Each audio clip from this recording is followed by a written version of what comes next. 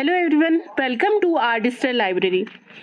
आज हम लोग सूत्र स्थान चरक का 6th चैप्टर स्टार्ट करेंगे। तस्यासिति अध्याय। इसके पहले में 1st to 5th chapters already cover करवा चुकी हूँ, जिसकी लिंक आपको डिस्क्रिप्शन में मिल जाएगी। प्लेलिस्ट में सारे चैप्टर्स अवेलेबल है और BMS first year, second year और थर्ड ईयर की सब्जेक्ट वाइज प्लेलिस्ट बनी हुई है, तो वहाँ से आप अपने सारे जो टॉपिक्स हैं उनको बूस्टअप कर सकते हैं। आज हम स्टार्ट करेंगे तस्यासिति अध्याय। तस्यासिति अध्याय का मेन पार्ट जो है वो श्लोक नंबर 3 से स्टार्ट हो रहा है। तस्यासिति आहाद आहारम ज्वलम वर्णस्य वर्धते तस्य ऋतु सात में विदितम चेष्टा आहार व्याप्रशय। मतलब श्लोक याद नहीं करना, पर यहाँ पर अध्याय के बारे में बताया है कि जिस व्यक्ति को की चेष्टा यानी विहार और आहार के अनुकूल ऋतु सात में ज्ञात है, उसे ही आश्रित आदि चारों प्रकार के यानी आश्रित, पीत, लीड और खादित के आहार सेवन से बल और वर्ण बढ़ते हैं। मतलब जिस इंसान को ऋतु के अनुसार ये पता हो कि हमको किस तरह का आहार विहार करना है, किस तरीके से भोजन का सेवन करना है, तो उसको हर तरीके से बल और वर्ण में लाभ होता है, ये बताया गया है इस चैप्टर में। देन श्लोक नंबर 4 में बताया गया है स्वस्थ व्रत पालन के लिए ऋतु विभाग। तो यहाँ पर स्वस्थ व्रत का पालन करने के लिए उन्होंने ऋतु को 6 भाग में डिवाइड किया, यानी एक वर्ष में 6 ऋतुएं बताई गई हैं।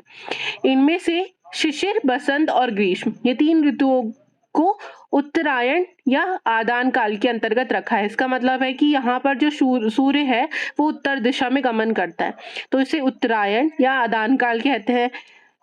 इसके अंतर्गत शिशिर, बसंत और ग्रीष्म, ये 3 ऋतु रखी गई है। नेक्स्ट रिवीजन किया गया वर्षा, शरद और हेमंत ऋतु का। तो इसमें सूर्य जो है वो दक्षिण दिशा में गमन करता है, इसलिए इसे दक्षिणायन या विसर्ग काल भी कहते हैं। तो इस तरीके से 2 आयन बता दिए गए, दक्षिणायन और उत्तरायण, जिसको विसर्ग काल, आदान काल ऐसे रिस्पेक्टिवली बोलते हैं।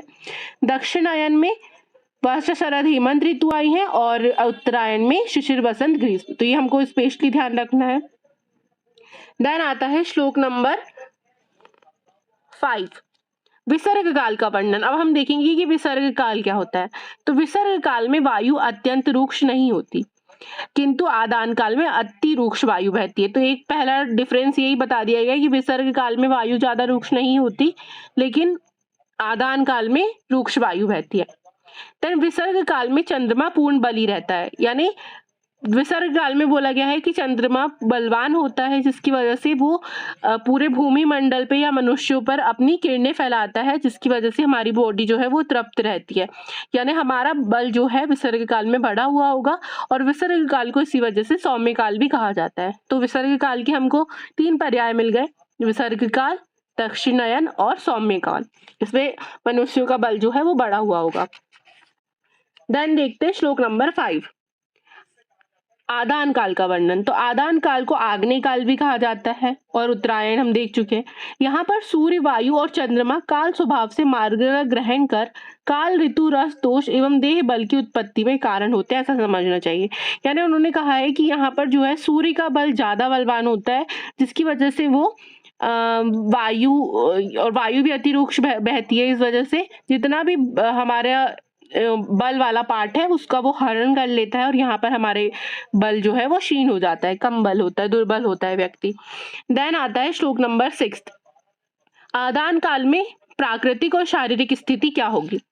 तो उस आदान काल में सूर्य अपनी किरणों द्वारा संसार के स्नेह भाग यानी जलियांश को ले लेता है। सूर्य का बल अधिक होता है तो वो जितना भी जलियांश भाग होता है पृथ्वी का, उसको हर लेता है। वायु तीव्र और रूक्ष होकर संसार का स्नेह भाग का शोषण कर लेती है, और वायु भी तीव्र और रूक्ष होती है, जिसकी वजह से वो स्नेह भाग का शोषण यानी सुखा देती है। परिणाम स्वरूप शिशिर, बसंत और ग्रीष्म, इन तीनों ऋतुओं में रूक्षता उत्पन्न हो जाती है, हम पढ़ चुके हैं। तो यथाक्रम तिक्त, कषाय और कटु रसों की वृद्धि हो जाने से मनुष्य के शरीर में दुर्बलता उत्पन्न होती है। तो यहाँ पर वायु बढ़ रही है, इस वजह से तिक्त, कषाय और कटु रस की वृद्धि होती है और ज्यादा रूक्षता आ जाती है और ज्यादा दुर्बलता आ जाती है। नेक्स्ट आता है श्लोक नंबर 7, विसर्ग काल में प्राकृतिक तथा शारीरिक स्थिति। तो वर्षा, शरद एवं हेमंत, इन ऋतुओं में जब सूर्य दक्षिण दिशा की ओर गमन करना आरंभ करता है, तो उस समय काल और स्वाभाविक मार्ग तथा मेघ, वायु और वर्षा से उसका तेज कम हो जाता है। यहाँ पे क्या होता है कि बादल भी होंगे, वायु भी होगी, वर्षा भी होगी, जिसकी वजह से सूर्य का बल कम हो जाता है विसर्ग काल में और चंद्रमा का बल बढ़ जाता है। और आकाश से जो जल गिरता है उससे, उसकी वजह से जो जितना भी ताप है और टेम्परेचर बढ़ा हुआ है वो भी विसर्ग काल में कम हो जाता है। तो यहाँ पर अम्ल, लवण और मधुर, ये जो आरूक्ष रस है यानी स्निग्ध रस है, इनकी वृद्धि होती है और मनुष्य के शरीर में भी बल जो है वो प्रतिदिन बढ़ने लगता है। तो हमको ध्यान रखना है कि आदान काल में बल कम होता है और विसर्ग काल में बल बढ़ता है। अब इस नेक्स्ट पेज में आदान काल और विसर्ग काल के बीच में डिफरेंस की टेबल दी हुई है। तो यदि आपको यहाँ 5 मार्क्स में लिखने आता है तो आप 10 जो पॉइंट्स दिए हुए हैं वो आसानी से लिख सकते हैं। नेक्स्ट आता है श्लोक नंबर 8। आदावन्ते च दौर्बल्यम विसर्ग आदान निर्णयम मध्य मध्य बलम तो अंते श्रेष्ठम अग्रे च निर्देशित। तो ये बहुत इंपॉर्टेंट है, ऋतुओं का संबंध बल से। तो इसके बाद एक फ्लो चार्ट दिया हुआ है जहां पर लिखा है आदान काल और विसर्ग काल, 2 पार्ट में डिवाइड किया गया। अब आदान काल के अंतर्गत 3 ऋतुएं आती है, शिशिर, बसंत और ग्रीष्म। और विसर्ग काल के अंतर्गत 3 ऋतुएं आती हैं, वर्षा, शरद और हेमंत। अब शिशिर ऋतु और हेमंत ऋतु में श्रेष्ठ बल होगा, वसंत ऋतु और शरद ऋतु में मध्यम बल होगा और ग्रीष्म ऋतु और वर्षा ऋतु में जो है वो सबसे कम बल होगा यानी दुर्बलता होगी। तो ये पॉइंट्स हमको यहाँ पर ध्यान रखने हैं। देन आता है षड ऋतुचर्या का वर्णन। तो पहली ऋतु यहाँ पर बताई गई है हेमंत ऋतु, जिसको हम लेट विंटर सीजन के नाम से भी जानते हैं। इसके 2 पर्याय इंपॉर्टेंट है जो यहाँ पे नहीं लिखे, आपको वो लिखना है हिमागमे और तुषार। हिम आगमे यानी जहां पर बर्फ गिरने लगे, बर्फ वाले या ठंडा चीज आ जाए उसको हिमागमे बोलते हैं। और तुषार का मतलब भी एक प्रकार से ठंडा या बर्फ होता है। अब श्लोक नंबर 9 में आपको टिक करना है मात्रा द्रव्य गुरु क्षमा, यानी हेमंत ऋतु में शीतलता अधिक होती है, बाहर भी टेम्परेचर जो है वो बहुत डाउन होता है, बहुत ज्यादा ठंड होती है। तो शीतल वायु के स्पर्श से जो हमारी बॉडी की अंतर अग्नि है वो शरीर से बाहर नहीं निकल पाती, यानी अग्नि जो है वो शरीर के अंदर ही रुकी रह जाती है। उस वजह से जठर अग्नि भी जो है वो बहुत ज्यादा बलवान हो जाती है, बढ़ जाती है। तो वो मात्रा में द्रव्य और गुरु आहार को पचाने में भी समर्थ होती है, यानी हम यदि कितना भी हैवी भोजन करें तो आसानी से हमारी अग्नि उसको पचाने में समर्थ होती है। नेक्स्ट आता है श्लोक नंबर 11, 12 और 13। हेमंत ऋतु में किस तरीके का आहार विहार करना चाहिए। तो आपको श्लोक नंबर 12 में मार्क करना है भक्षित मदिराम सीधु मधु च अनुपिवेन नरा। देन श्लोक नंबर 13 में मार्क करना है गोरस इक्षु विकृति वसा तेलम नवोत्कम, यानी तुषार काल हेमंत ऋतु में अग्नि की प्रबलता होती है, इस वजह से हमको हैवी भोजन यानी करने, जैसे स्निग्ध पदार्थ भी ले सकते हैं आप, तेल वगैरह के, अम्ल रस, लवण रस ये लेना है ताकि वायु की का शमन हो। अति मेदस्वी यानी हैवी भोजन में मांस रस, आनुप मांस रस, बिलों में रहने वाले जीव का मांस, प्रसह का भुना हुआ मांस ये खाना है। देन मदिरा, सीधु और मधु का पान करना, जिसको मैंने अंडरलाइन करवाई थी। हेमंत ऋतु में दुग्ध के विकार मात्र यानी जो गुरु होते हैं जैसे दही, मलाई, रबड़ी ये सब खाना है। ईख के विकार जैसे गुड़, चीनी, मिश्री जो कि मधुर है ये भी वायु का शमन करेगा। वसा, तेल और नए चावल का भात, गरम जल का सेवन करना है। गरम जल का सेवन करने से भी ठंड जो है वो कम होगी, इस वजह से आयु की हानि नहीं होती और रोग उत्पत्ति नहीं होती, ये बताया गया है। देन श्लोक नंबर 14 to 17 हेमंत ऋतु में किस तरीके का विहार करना चाहिए। तो सबसे पहले आपको टिक करना है श्लोक नंबर 14 में जैनताक मातवम, यानी स्वेदन के 13 टाइप बताए गए हैं, उसमें से एक बताया है जैनताक श्वेत। तो यहाँ से क्वेश्चन बनता है कि जैनताक श्वेत का वर्णन किस ऋतु में किया गया है, तो हेमंत ऋतु आंसर जाएगा। फिर आपको टिक करना है चा उष्ण ग्रह, मतलब उष्ण ग्रह में हमको रहना है हेमंत ऋतु में। देन श्लोक नंबर 17 में टिक करना है आलिंग्यात गुरु दिग्दांगी सुप्त्या सा मद मंथा और शिशिरागमे, जो कि मैं आपको पर्याय बता चुकी हूँ। तो हेमंत ऋतु में तेल का अभ्यंग करना है ताकि बात कम हो, उत्सादन उपतन करना है, सिर पर तेल लगाना है, जैनताक श्वेत का सेवन करना है, धूप का सेवन करना है, उष्ण भूमि ग्रह में और उष्ण गर्भगृह में रहना है, और वाहन, शयन, आसन यानी जो भी आपकी डेली यूज की चीज है उसको भी कपड़े, पर्दे वगैरह से ढक कर रखना है। देन ऊन का प्रवार, अजिन, प्रवेणी, कौशे, कुथक ये भी एक प्रकार से क्लोथ्स के टाइप है, जैसे ऊन होते हैं ऐसे इस प्रकार के कपड़ों को बिछाकर बैठना और सोना है। शरीर पर भारी और गर्म वस्त्र को धारण करना है। अगर का यानी अगरू जो होता है वो शीत शामक होता है, तो उसका शरीर पर गाढ़ा लेप करना है। देन विशाल स्तनों, जो राजा महाराजा के लिए बताया गया था कि किस प्रकार की स्त्री का आलिंगन करे, तो विशाल स्तन और अगर से पुते हुए अंगों वाली स्वस्थ मधुमती नारी का आलिंगन करके सोना, यथेष्ट मैथुन करना, ये सब शीत ऋतु में हितकर विहार बताए गए। देन आता है श्लोक नंबर 18। हेमंत ऋतु में वर्जनीय आहार विहार पढ़ रहे थे हम, श्लोक नंबर 18। तो ये श्लोक बहुत इंपॉर्टेंट है। वर्जित अन्नपानानि वातलानि लघुनी च प्रवातम प्रमित आहार उद्मंतम हिमागमे। यानी यहाँ पर उन्होंने बोल दिया शीतकाल आ जाने पर वातवर्धक और लघु अन्न पान, जो वात ऑलरेडी बढ़ी हुई है तो यहाँ पर हमको वातवर्धक आहार विहार नहीं लेना, लघु अन्न पान का सेवन करना है, नहीं करना है, क्योंकि अग्नि इतनी ज्यादा बढ़ी हुई है, तो यदि हम हल्का भोजन करेंगे तो वो हमारी रस धातु को, यदि उसको पर्याप्त आहार नहीं मिलेगा अग्नि को, तो वो हमारी रस धातु को ही जला देगा।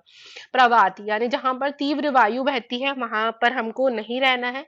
प्रमित आहार यानी नपा तुला भोजन, यानी एकदम बहुत सोच समझ के नहीं खाना है कि थोड़ा सा ही खाएंगे, एक रोटी खाएंगे, इस तरीके से नहीं खाना है। अच्छे तरीके से तृप्त होते हुए भोजन करना है।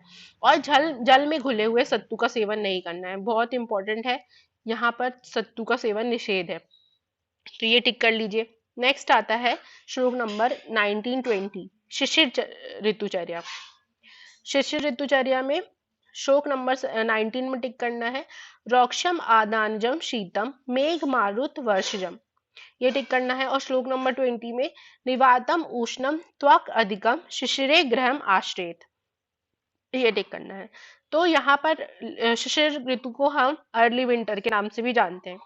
सामान्य रूप से हेमंत और शिशिर दोनों ऋतुएं यद्यपि समान होती है, यानी इन्होंने बोला कि एक तरीके से देखा जाए तो हेमंत ऋतु और शिशिर ऋतु में समानता ही है, क्योंकि हेमंत को हम लेट विंटर बोल रहे हैं, शिशिर को अर्ली विंटर बोल रहे हैं। देन पर शिशिर में कुछ विशेषता होती है। क्या विशेषता है? आदान काल होने से शिशिर ऋतु में रुक्षता आ जाती है, क्योंकि आदान काल का पाठ है तो यहाँ पर रुक्षता आ जाएगी।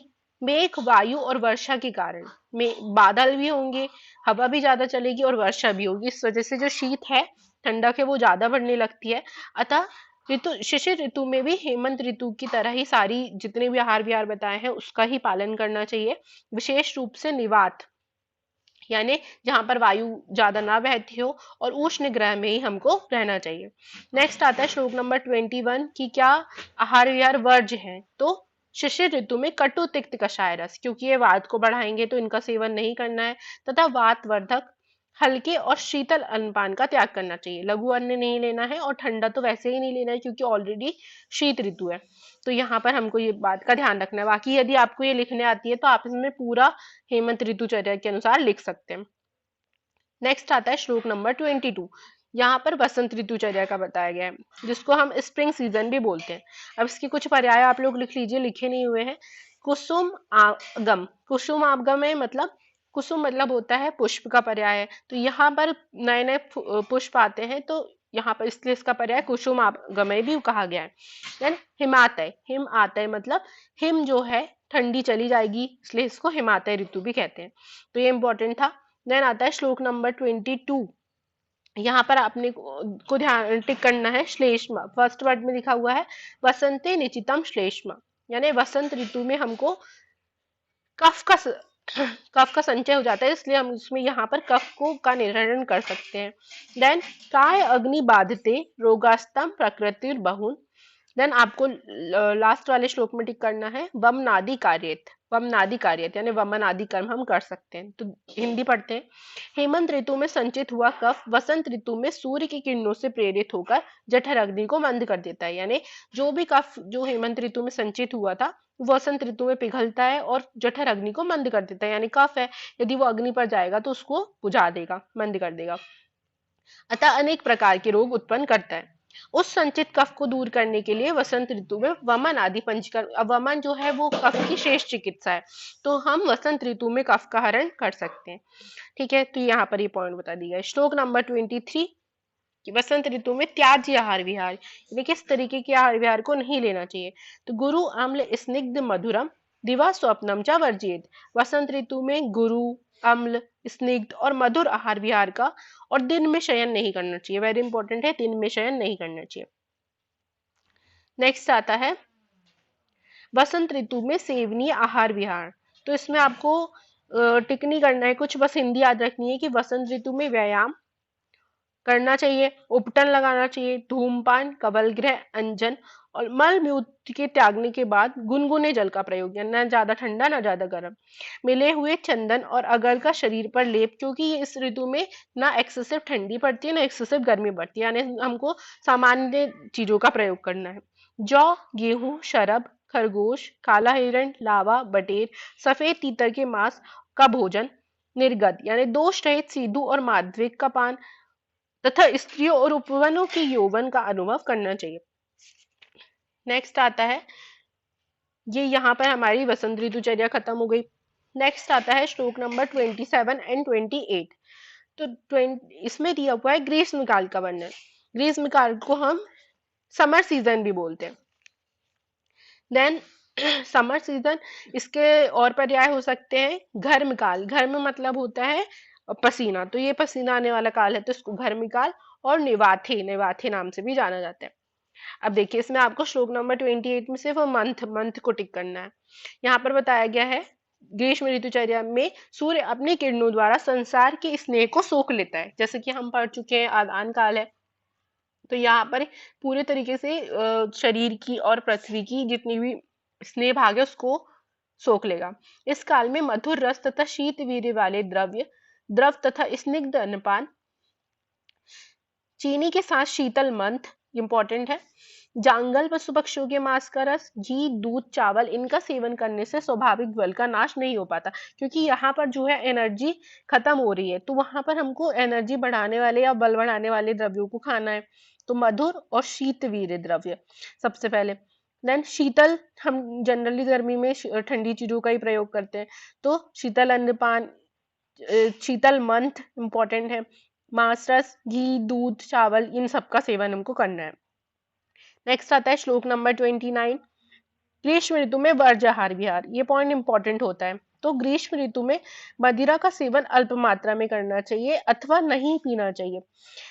यहाँ पर ये इंपॉर्टेंट पॉइंट बता दिया गया है बार बार क्वेश्चन भी आता है कि मद्यपान का कैसे क्या निर्देश है। तो इन्होंने बोला कि ग्रीष्म ऋतु में मद्यपान नहीं ही करना चाहिए या अल्प मात्रा में करना चाहिए, और यदि आप कर भी रहे हैं तो अधिक जल मिलाकर करना चाहिए, ऐसा बोल दिया। लवण, अम्ल तथा कटु रस वाले और उष्ण वीर्य वाले द्रव्यों का सेवन नहीं करना चाहिए, क्योंकि लवण, अम्ल और कटु ये सब जो है वो पित्त का वर्धन करेंगे और ऑलरेडी उष्णता है, इसलिए इन सबको त्यागना है। उष्ण वीर्य वाले द्रव्यों को कम करना है और व्यायाम नहीं करना है। व्यायाम करने से भी एक प्रकार से जो है बल का ह्रास होगा, इस वजह से हमको वहां पर व्यायाम नहीं करना है। ठीक है। ग्रीष्म ऋतु में बिहार, बिहार क्या है, यानी क्या क्या चीजें हम कर सकते हैं। तो ग्रीष्म ऋतु में दिन में के समय शीतल कमरे में तथा रात्रि के समय चांदनी से शीतल हुए हवादार छत पर शरीर में चंदन का लेप लगाकर सोना चाहिए। मोती, मुक्ता, मणि, विभूषिता, श्लोक नंबर 31, इसको टिक करना है। मोती, मणि आदि से देह अलंकृत करके चंदन मिले जल से ठंडे किए हुए पंखे की हवा और कोमल हाथों का स्पर्श प्राप्त करके आसन पर बैठना चाहिए। चंदन जो होता है वो होता है दाह शामक, यानी जितनी भी उष्णता है उसको कम करेगा। तो यहाँ पर आपको चंदन का लेप करना है। देन शीतल उद्यान, शीतल जल और शीतल पुष्पों का सेवन करना चाहिए, किंतु मैथुन से बचे रहना चाहिए। तो यहाँ पर क्यों निर्देश बोला गया है, यहाँ पर ये चीज आपको स्पेशली पॉइंट करनी है कि यहाँ पर मैथुन को निर्दिष्ट बताया गया है विहार में। ठीक है।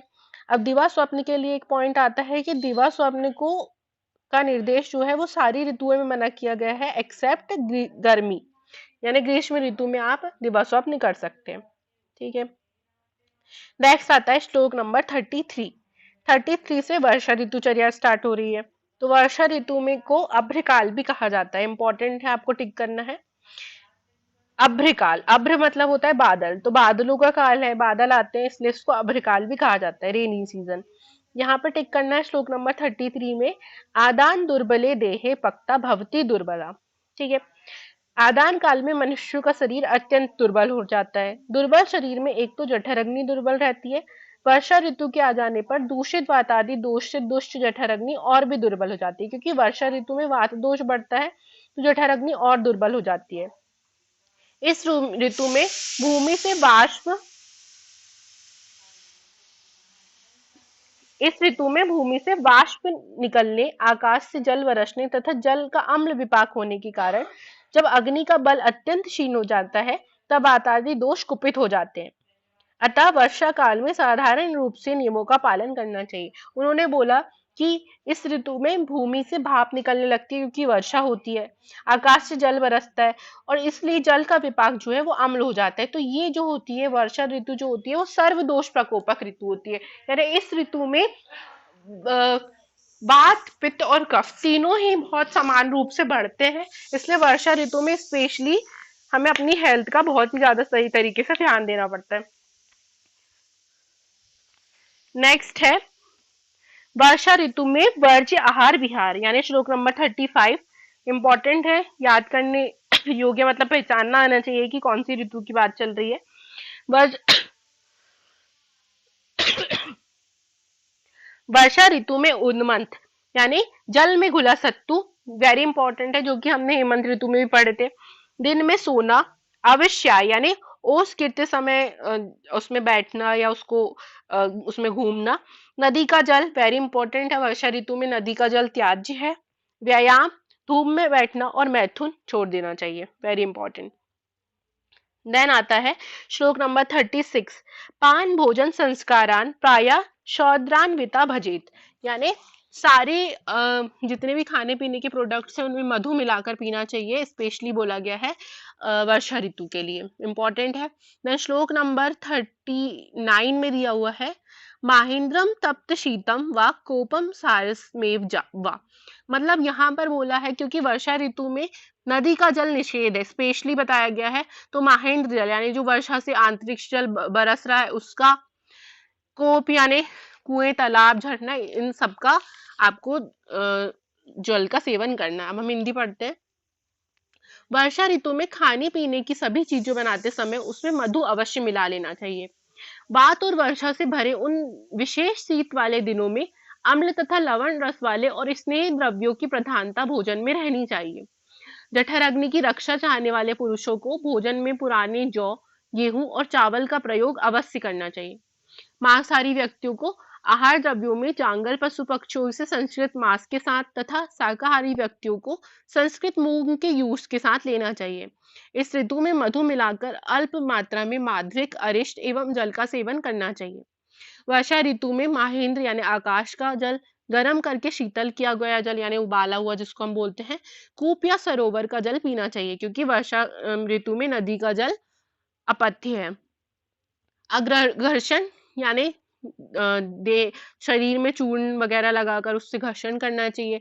उपटन, स्नान, गंध का प्रयोग, सुगंधित पुष्पमालाओं का धारण करना चाहिए। हल्के और पवित्र वस्त्र धारण और क्लेद युक्त यानी सूखे जगह पे हमको रहना चाहिए। ठीक है, ये थी वर्षा ऋतु। नेक्स्ट आता है श्लोक नंबर 41। श्लोक नंबर 41 से शरद ऋतु स्टार्ट होती है। शरद ऋतु को हम ऑटम सीजन भी बोलते हैं। इसका पर्याय है घनात्यय और धाराधरात्यय। घनात्यय और धाराधरात्यय एक्स्ट्रा पर्याय बताए गए हैं। यहाँ पर बोला गया है श्लोक नंबर 41 इंपॉर्टेंट नहीं है, वर्षा काल में जिनको शीत सात्म हो गया हो ऐसे लोगों के अंग सहसा सूर्य की प्रखर किरणों से तप्त हो जाते हैं। मतलब यहाँ पर बोला गया है कि स्पेशली सूर्य की किरणों से तप्त होने की वजह से जो वर्षा ऋतु में पित्त दोष संचित हुआ था वो शरद ऋतु में प्रकोपित हो जाता है। यानी स्पेशली हमको ये ध्यान रखना है कि शरद ऋतु में पित्त का प्रकोप होता है। नेक्स्ट आया है श्लोक नंबर 42 में लास्ट में दिया हुआ है तिक्तस्य सर्पिषा पानम विरोको रक्त मोक्षण, ये तो इसकी चिकित्सा बता दी गई। धरा धरात्यय जो कि मैंने अभी आपको इसका एक पर्याय बताई। तो इंपॉर्टेंट क्या है, अच्छी भूख लगने पर रस में मधुर, गुण में लघु, वीर्य और वीर्य में शीतल, कुछ तिक्त रसयुक्त पित्त को शांत करने वाले अन्नपान का मात्रा पूर्वक सेवन करना चाहिए। घनात्यय जो कि मैंने आपको अभी पर्याय बताई। घन आत्यय, घन मतलब होता है मेघ, आत्यय मतलब नाश होना, यानी यहाँ पर मेघ का बादलों का नाश हो जाता है, इसलिए इसको शरद ऋतु का पर्याय बताया गया। शरद ऋतु में मांसाहारियों को लाव, कपिंजल, एंड, उरब, शरब और खरगोश के मांस रस को खाना चाहिए। सामान्यतः सभी को चावल, जौ और गेहूं का सेवन करना चाहिए। कुष्ठ अधिकार में बताए गए तिक्त घृत का पान, विरेचन और रक्त मोक्षण कराना चाहिए। रक्त मोक्षण पित्त की शेष चिकित्सा भी बताई गई है, इसलिए यहाँ पर विरेचन और रक्त मोक्षण हम करवा सकते हैं। घृत भी स्पेशली पित्त के लिए बोला जाता है, इसलिए घृतपान, विरेचन और रक्त मोक्षण चिकित्सा हम कर सकते हैं। नेक्स्ट आता है श्लोक नंबर 44 एंड 45। तो आतपस्य च वर्जनम, यानी शरद ऋतु में धूप का सेवन वर्जित है। क्यों? क्योंकि धूप भी पित्त को बढ़ाएगी, उष्णता बढ़ाएगी, और ऑलरेडी पित्त बढ़ी हुई है। वसा यानी चर्बी, तेल, ओस, उदक मांस, आनूप मांस का, क्षार, दही का सेवन, दिन में शयन और पूर्वी वायु का सेवन नहीं करना चाहिए। वेरी इंपॉर्टेंट है।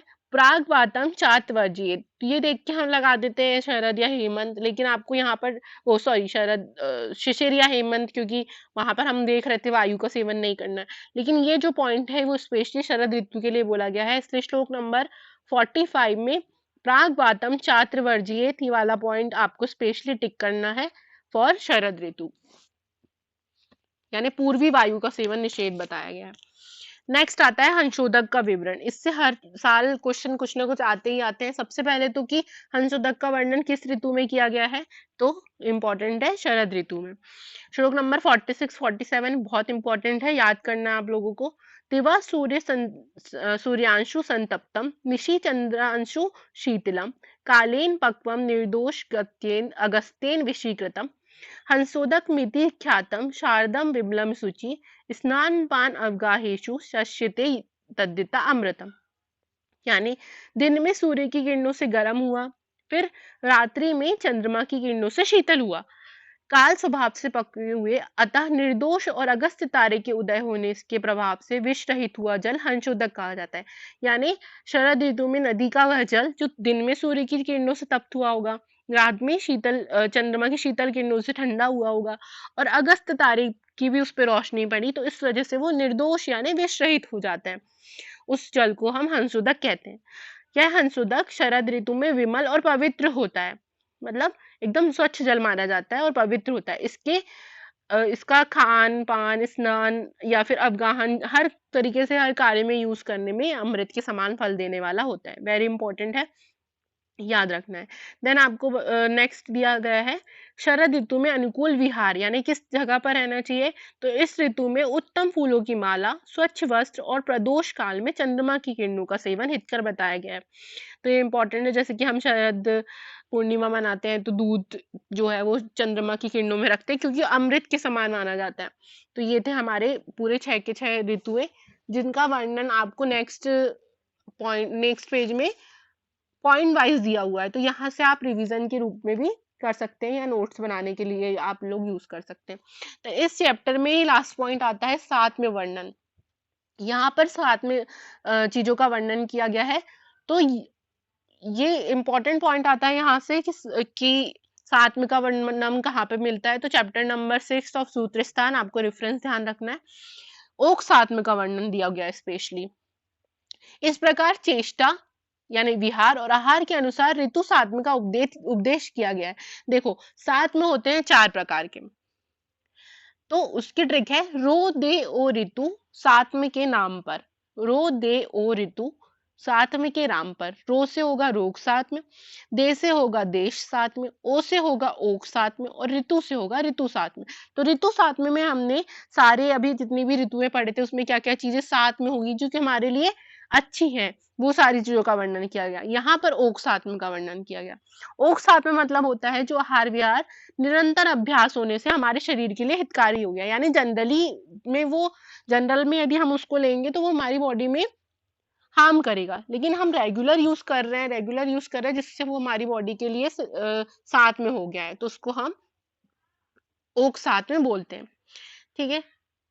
नेक्स्ट आता है श्लोक नंबर 50 साथ में वर्णन यानी उपसंहार। सात्म को जानने वाले विद्वान देश और रोगों से गुणों के विपरीत गुण वाले विहार और आहार इन आदि उन देशों और रोगों के लिए सात्म मानते हैं। तो ये मैं आपको बता चुकी हूँ कि यहाँ पर 4 प्रकार के सात्म का वर्णन मिलता है। रोग साथ में, यानी किस किस रोग के लिए वो चीजें साथ में हो चुकी हैं, किस किस देश में वो चीजें साथ में हो चुकी है।